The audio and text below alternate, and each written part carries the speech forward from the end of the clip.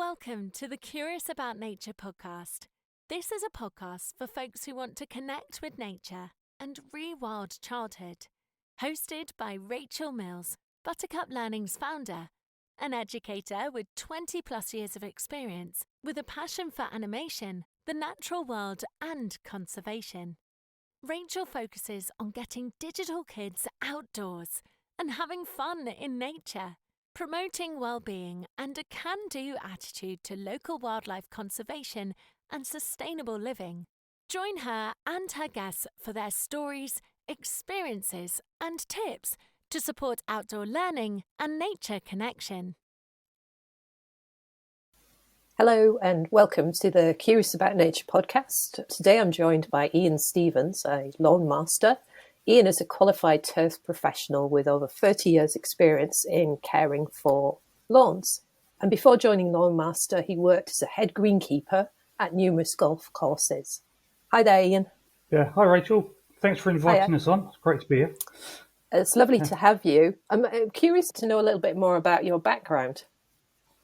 Well, I left school, went straight into greenkeeping on golf courses, but I think about 18 months before that, I actually did work experience on the golf course as well. I've got lots of knowledge of working on the golf course from even before leaving school, and just love working outside. And lucky enough, I managed to get a job when I was outside as well, and I've never had anything indoors. So the idea of working indoors probably sent me slightly stir crazy. So it's just, I've just got outside all the way through me, if that makes any sort of sense. I think that's amazing, isn't it? Because lots of people have very sort of stationary careers where they're kind of stuck at a desk, and maybe they enjoy getting outside into the country for walks, or even just locally in their local park or whatever. I live out in the countryside at the moment. I have a nature resistant child who'll enjoy the facts of nature and enjoys kind of little trips, but get her out on a big jaunt and she's like, oh, I'm too cold, I don't want to do this, don't want to do that. And when I was growing up, my parents didn't really give me the choice. It was like, it's Sunday, we're going out for a country walk, and it was just the norm. It's what we did. I think we're a little bit spoilt as a family now where we live because we're surrounded by nature. Whereas when I lived in suburbia in Middlesbrough, we had to go that little bit further to have that experience. So yeah, what does a greenkeeper do then? It's basically work on the golf course, and it's cutting grass, setting it all up for the competitions. And it's as boring as it sounds, cutting grass. That was me for 25 years. And I've got a degree in turf management, which is all about grass. And everyone's like, but what's that all about? Surely grass is grass. But it makes it sound really basic, but there's you have to set up bunkers and you build tees, greens, and you cutting back bushes on sort of some courses I was at. Obviously, I was trying to help wildlife as much as I could. There's always a bit of resistance between you and the golf course as to what you should be doing because they want it set a certain way. But I've got a bit of an environmental background as well. So I've always sort of trying to mix it up so that it helps with wildlife, but you've got the golfers as your main priority. But there's all sorts of bits and pieces. It sounds really boring to say it is just grass, but it's just out there in the golf course doing all sorts of things that need sorting, really. Yeah. So you went from that into lawn care, or was there something else in between the two? No, to be fair, I worked on one golf course and that didn't quite work out. So we parted company. I had about 6 months out, found another job, same thing on a golf course. I was there for about 2 years. And again, that was a bit of a parting company situation coming up. Looking at Trade magazine, saw Lawn Master, said to wife, oh, that's quite nice. Should we look at that? And she told me to shut up and get back to work and just get on with stuff. And it all went a bit silly and there was a bit of a stress thing, nastiness, and took some time off. And she just said to me one day, why don't you give these guys a call? So we phoned them up, went along for a chat, thought it'd be 10 minutes. 2 hours later, we came out and said, that's it, we're done. We're going to start this off. And that was 2010 we started. So we've been going quite a while now. Yeah. And you deal with sort of Nottingham and Lincoln area, is that right? Yeah, so we've got a large area. We cover mainly sort of Nottinghamshire, we cover Lincoln and all the surrounding, but we've got about 3 other counties. So we actually cover 5 counties as an area, but we only sort of nudge into a couple of the counties. But it is good though, because it gets us driving all over the place. You get to see big skies and fields, and hopefully if it's nice and you see hares running around and red kites are flying around in the sky around you, and you think, oh, it's not a bad life really. And then you think, oh, I've actually got to do some work now, which is a little bit irritating when you're driving along. Do you want to tell us some of your favourite experiences about working outdoors? Because you said that you've pretty much spent your adult life working outside. Yeah, so there's all sorts of things really, but I think one of my ones I was most proud of when I was working on the golf course, there was a little orchid that used to grow on the golf course. It was called Autumn Lady's Tress, or Tresses if you've ever heard of it. It's quite a small one. It's only about this tall, and it comes up as a little sort of swirl around the thing. I worked on the course, and I saw there was one or two when I got there. And I thought I'm determined to try and make a bit of a colony of these. And by the time I left, there must have been about 40 or so orchids that had all grown up. And by the end of it, I was having some of the lady golfers said to me, "Are they flowering?" And I'd say, "Yeah, they're on the whatever fairway." And you see the ladies, they'd be scrabbling around on the ground trying to find what they were, which is really good. But I think on Lawmaster point of view, my proudest bit, I was doing a quote for someone. The person I was doing the quote for, they had two kids walking around the garden, and they kept saying to me, "What's this? What's that?" And Dad would say, "Oh no, he's busy doing what he's got to do." But in the end, they were asking me more about nature and wildlife than I was explaining about the garden, what needed doing. And when I went away, I think they were really interested in taking that on board and going further. So I never got that job, but it was really great thinking I might have actually sparked something for these kids to do something which might lead to something even more, which was good. Yeah. Yeah, I think that's interesting, isn't it? Because when we're cutting grasses and cutting our lawns, we're obviously thinking about how to make that lawn beautiful. Because, you know, lots of people around the UK especially do prefer to have like very green lawns. But you seem quite interesting because you're sort of in touch with the wildlife as well. Do you think that's maybe quite unique in your world? So I know it sounds a bit whatnot, sort of trying to blow your own trumpet, but it probably is not that many around that I like it. And I actually was asked to write a guest blog for someone a while ago, like orchid spotting. I saw a customer back in May, June. I spoke to the Mr. Customer. "Oh, you've got this thing in the garden." He was like, "Oh, have I? Really? Does that mean we have to do something about it?" Spoke to the gardener. He then spoke to Mrs. Customer. And we got an email from her about 2 months later to say, "Thanks very much. It's been brilliant. We've watched it flowering all the way through." So I'll often just put a stick in the ground and say, "Look, I've seen this. If the customer's not there, you might want to cut around it. I've noticed it's there. If you want to do something to keep it, that's fine." Some people just don't care. They just cut straight over the top, not bothered. But it's just lots of different things you can see out there. It doesn't have to just be a pristine carpet. Some people want to leave an area of wildflowers, and they say, "Can you not spray that area because we've just put some stuff down there?" So we just say to our lads, "Look, just don't spray there, and just work around the customer, and we can do what they like then." So it's not too bad. Yeah. Yeah, and I love that it's then kind of meeting both worlds, isn't it? People who want to have that kind of fresh look green grass, and you're sort of helping them support a little bit of wildlife and a bit of nature around that as well. What would you recommend to others to maybe get outdoors more? As simple as it sounds, is it's just get outdoors more. Yeah. You don't have to do the big Amazon treks and the cruises to the North Pole and I know safaris and that sort of stuff. Wherever you are, there'll be something fairly close to your doorstep. So you'll have a park or something. So you might not think there's an awful lot there, but if you go there, there'll be a nice tree or something. I've said about this loads of times, but there'll be a nice shaped tree, so you can sort of say, "Actually, that's my tree. I can look at that develop through the season, and that can come on." But then as you're watching the tree, the squirrels will be running around, and then you'll get to notice the birds that are up there. So I think if you just start doing something, but don't go out and think, the thing says I've got to do 10,000 steps a day, and you'll start getting up to about 2,000, 3,000, having not done anything, and you're tired out, and you think, "Oh, do you know what?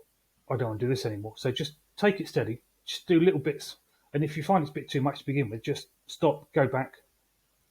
And also, if you can time it with a coffee shop in the middle, that's always good. I always used to like going to the garden centre with my mum and dad because there was always that option of a treat.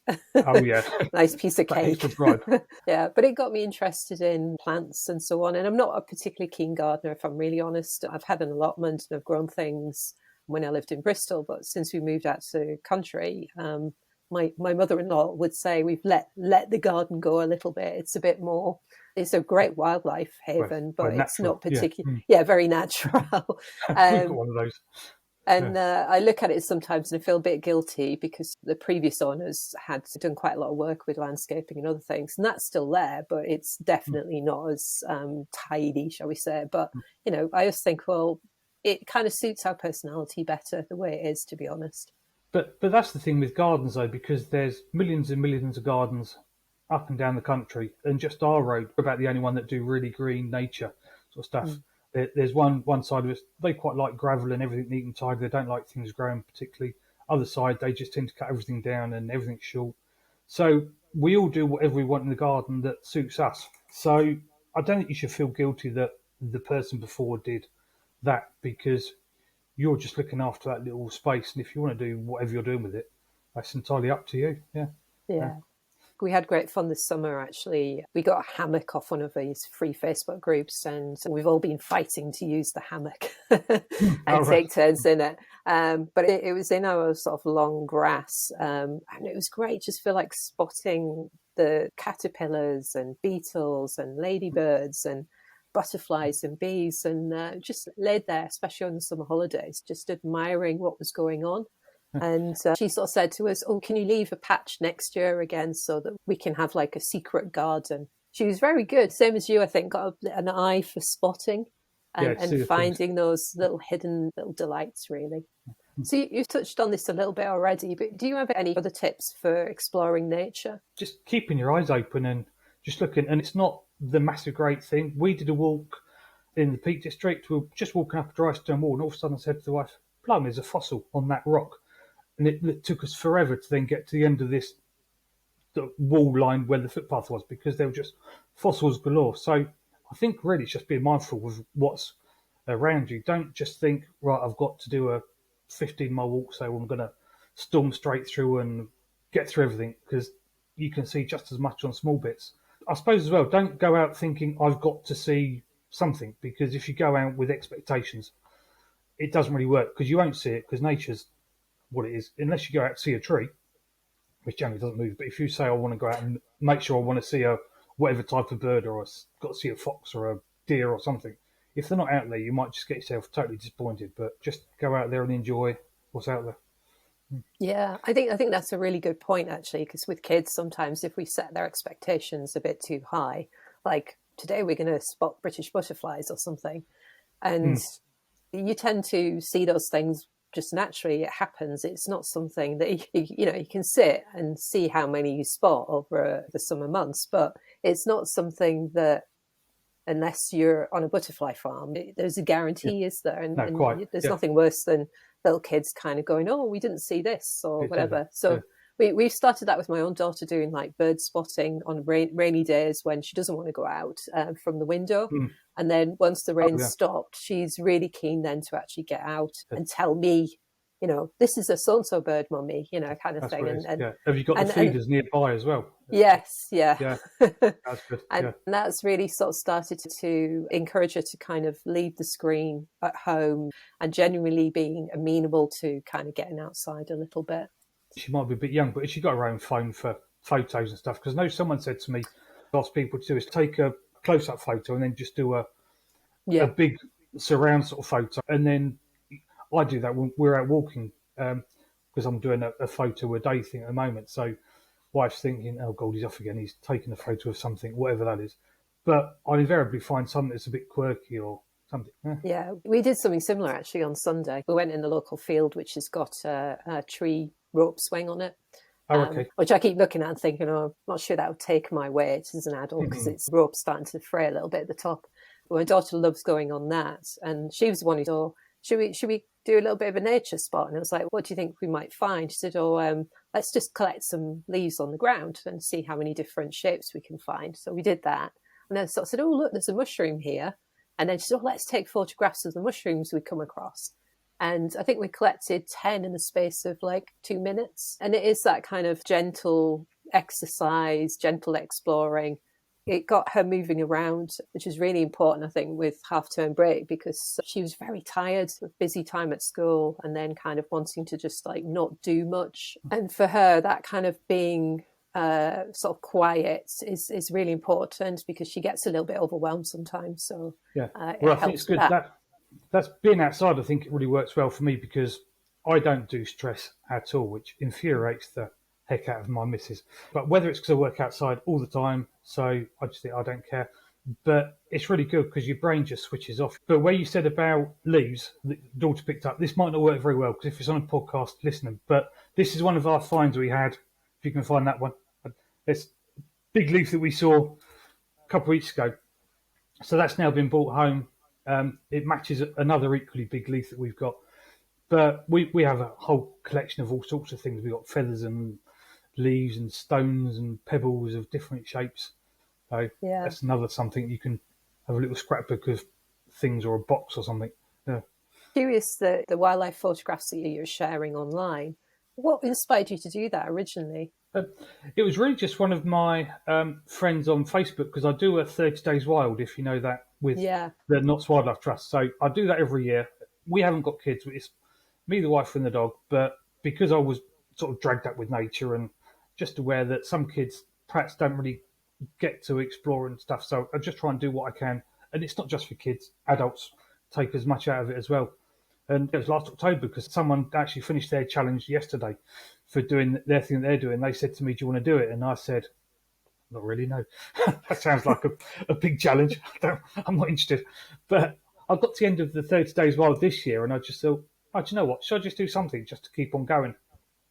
So I say sometimes I'll just take a photo of something, but because of the nature of what I am, and I'm a bit of a cheeky so and so, I try and make a bit of a quirky something or other that goes with it. So today we were going along and there was it was a drake mallard that was just sat on the branch that was on in the lake where we were walking the dog and having a bit of a scratch. So one leg was up over his beak or something.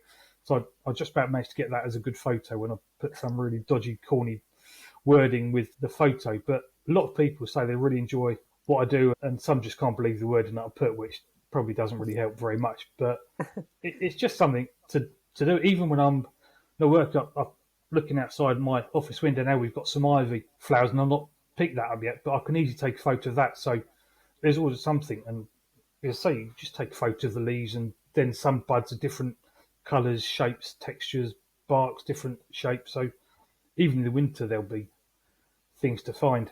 And it's just something that just helps you feel the time you're walking, really.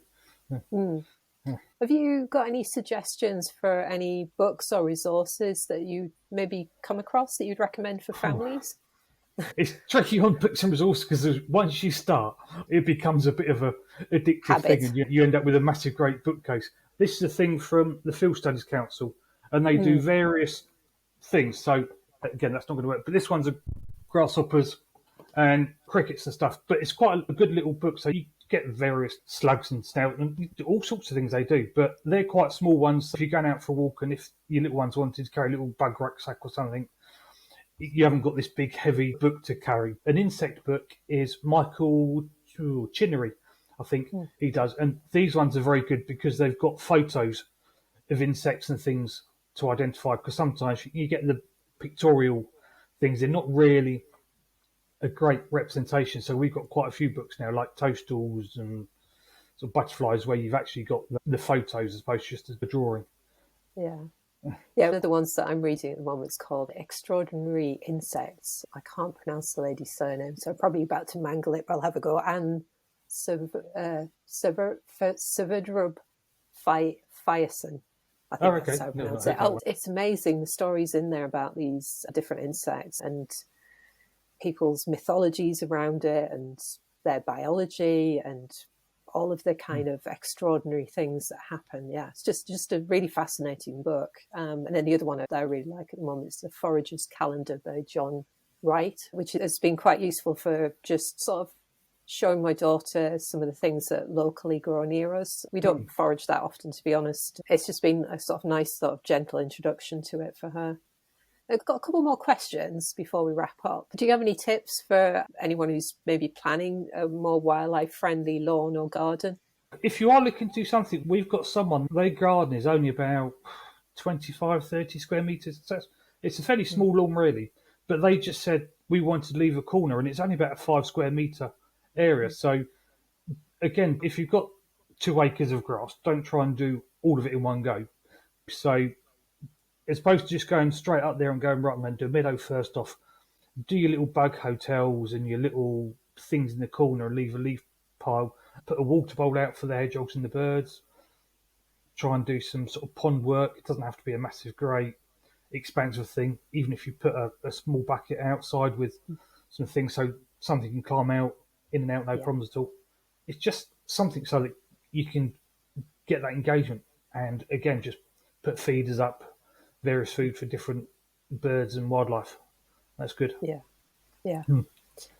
So what's next for you and your business?